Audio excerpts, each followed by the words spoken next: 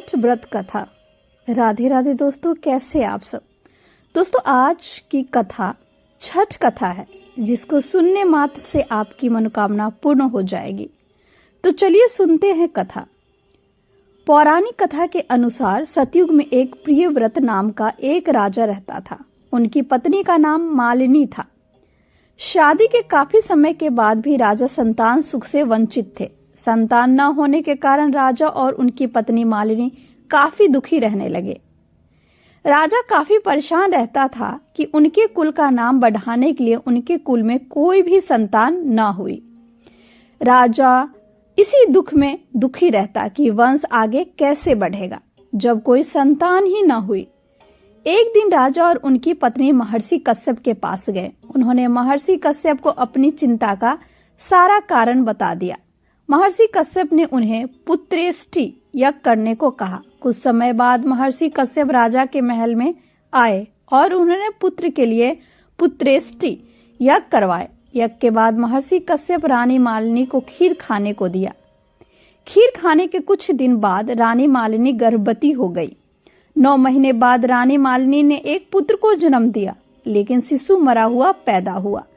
शिशु को मरा देख राजा रानी अपनी धैर्य खो दिए और जहां रानी जोर जोर से रोने लगी, वहीं राजा प्रियव्रत आत्महत्या करने को आगे बढ़े। जैसे ही राजा आत्महत्या करने लगे, वैसे ही वहां देवी मानस की पुत्री देवसेना प्रकट हुई। देवसेना ने राजा को रोकते हुए कहा, राजन, मैं देवसेना हूँ। मुझे लोग देवी षष्ठी भी कहते हैं। मैं मनुष्य को पुत्र सुख देने वाली देवी हूँ। जो भी मनुष्य मेरी पूजा व्रत सच्चे मन से करता है, मैं उसकी सारी मनोकामना पूर्ण कर देती हूँ। राजन, अगर तुम भी मेरी पूजा सच्चे मन से श्रद्धा के साथ करोगे तो मैं तुम्हें भी पुत्र प्राप्ति का वरदान दूंगी। ये कहकर देवी अंतर्ध्यान हो गई।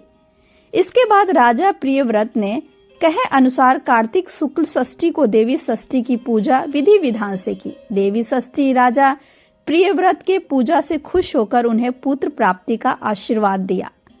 आशीर्वाद के कुछ दिन बाद रानी मालिनी गर्भवती हुई और 9 महीना पूरा होने पर उन्होंने एक सुंदर बालक को जन्म दिया। ये बात आग की तरह पूरे नगर में फैल गई। तब से कार्तिक शुक्ल की षष्ठी तिथि को लोग छठ पर्व मनाने लगे। हे छठी मैया, जिस तरह तुमने रानी मालिनी की कोख भर दी, ठीक उसी प्रकार जो स्त्री संतान के लिए व्याकुल है, उनकी भी झोली भर दे माँ। माताओं के बच्चों पर सदैव कृपा बना के रखो माँ, और बच्चों पर माता पिता का हाथ सदैव रहे। बस ये आशीर्वाद दो सबको माँ। जय छठी मैया। राधे राधे।